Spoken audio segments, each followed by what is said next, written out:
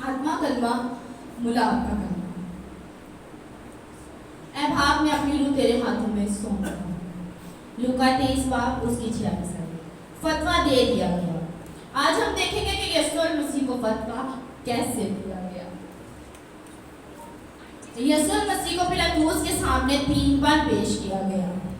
पहली बार सुबह 5:30 बजे और फिर 7 बजे और फिर 8 बजे। यानी कि यीशु मसीह को पिलातूस के सामने 3 बार पेश किया गया।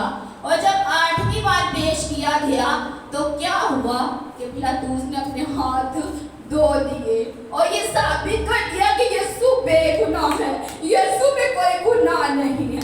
पिलातूस ने यीशु की गवाही दे दी कि यीशु में कोई गुनाह नहीं।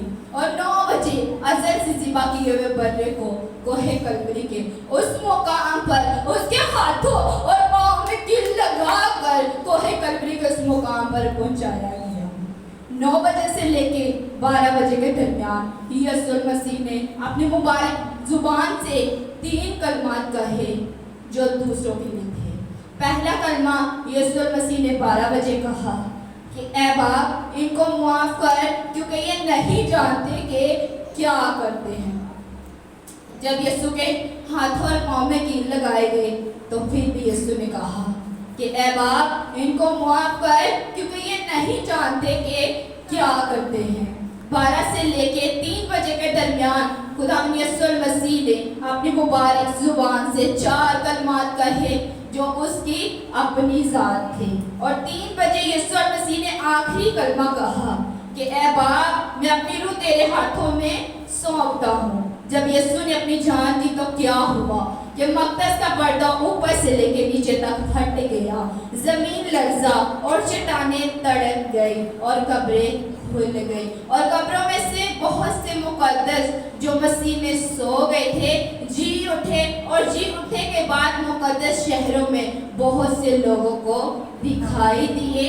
आंधी आई, तूफान आए, तमाम मुल्क में अंधेरा छा गया। और ऐन उसी वक्त जब बनी इस्राएल के लोग ईद फसह मनाते हुए बकरों और बर्रों को ज़िबा करके अपने गुनाहों का कफारा दे रहे थे।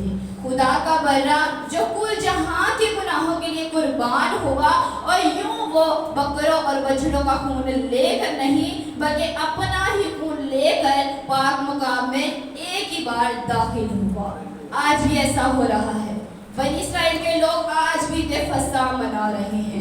आज भी बकरों और बर्रों को ज़िबा करके अपने गुनाहों का कफारा दे रहे हैं। लूका अपने इंजीली बयान में यूं लिखता है, फिर दोपहर के तीसरे पहर तक तमाम मुल्क में अंधेरा छा गया, सूरज की रोशनी जाती रही और मक़दस का पर्दा बीच में से फट गया।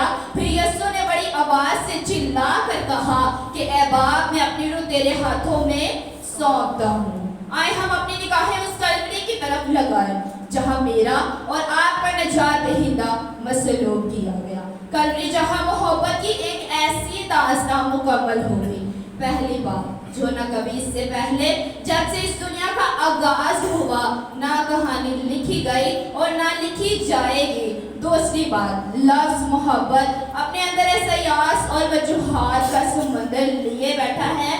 उसने तरीके में बेशुमार कहानियाँ रकम की है। तीसरी बात मोहब्बत करने वालों की इस दुनिया में कमी नहीं, लेकिन बेशुमार जोड़ों ने मोहब्बत की बेशुमार कहानियाँ रकम की।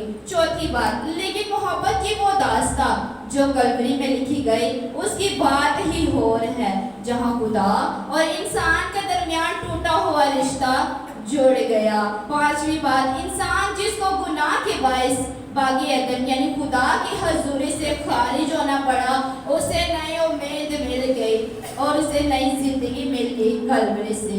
आमीन। खुदावंद आप सबको इस कलाम के वसीला से बरकत दे और